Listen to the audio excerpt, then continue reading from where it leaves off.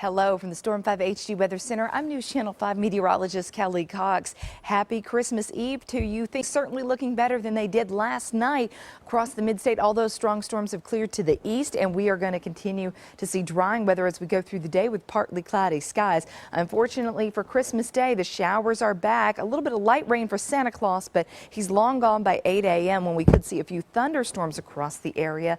As we continue through the day, look for more showers and storms possible. 1 p.m. on your Friday shows still some storms around into southern and central parts of the area, and more by 6 p.m.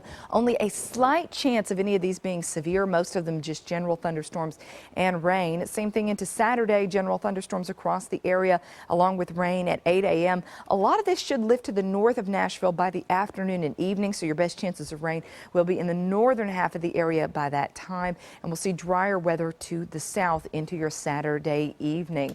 As far as today goes, though, even though the cold front is seeping in, we are still going to see a high of 71 degrees, partly cloudy and warm for midday in the afternoon. Southwest winds at 5 to 10 miles per hour.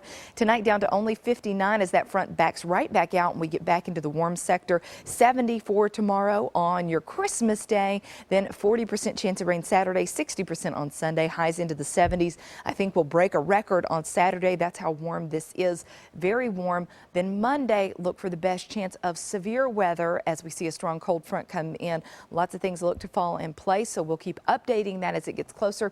After that, drier for Tuesday and Wednesday with highs into the low 50s. That is your full 7-day forecast.